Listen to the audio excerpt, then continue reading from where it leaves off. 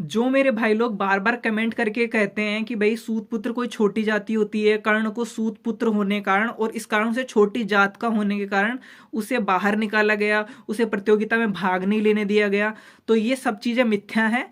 तो कृपया करके एक एक चीज को हम क्लियर करेंगे। पहली चीज, सूत पुत्र कोई छोटी जाति नहीं होती है। जी हाँ, आप सही सुन रहे हैं, कोई सूत पुत्र कोई छोटी जाति नहीं है। सूत पुत्र के जो पिता होते हैं वह ब्राह्मण होता है और उसकी जो माता होती है वह क्षत्रिय होती है और उनके पुत्र सूत पुत्र कहलाते हैं।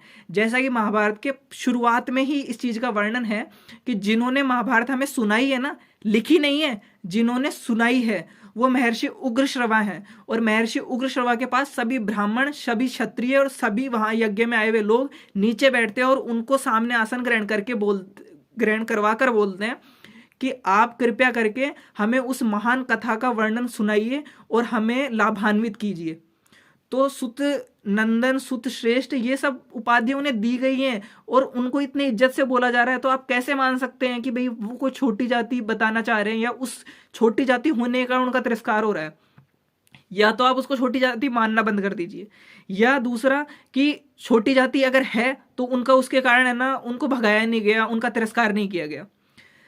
दूसरी जगह वर्णन है कर्ण को उस प्रतियोगिता में भाग क्यों नहीं लेने दिया गया।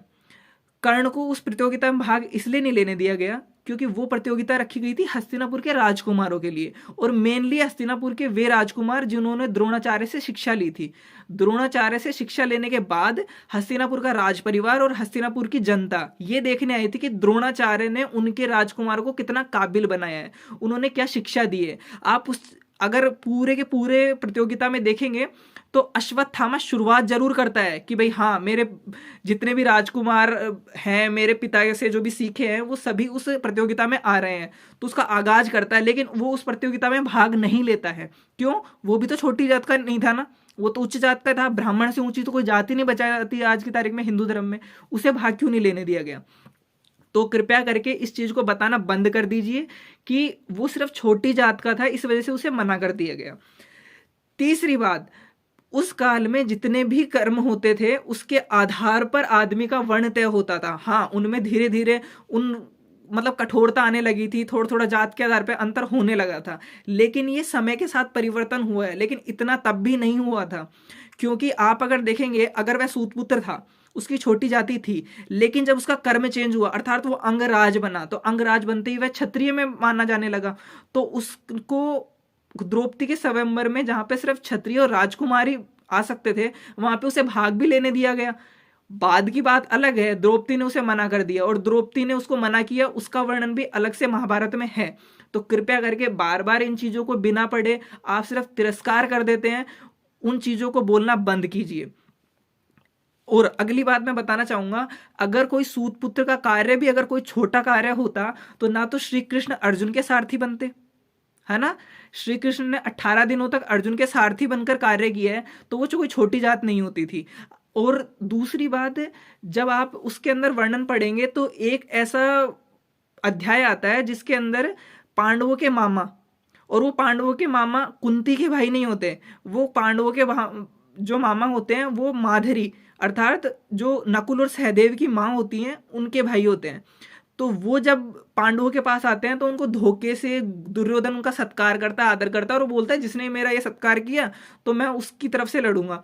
तो दुर्योधन फिर बोलता है कि भाई मुझे उसका है ना पूरा, मैंने मतलब उसको देखा है, वर्ड टू वर्ड नहीं बता रहा हूँ, लेकिन जो पूरा प्रसंग है वो इस तरह का है कि धोखे के कारण वो जो उनके मामा है वो दुर्योधन की तरफ से लड़ते हैं।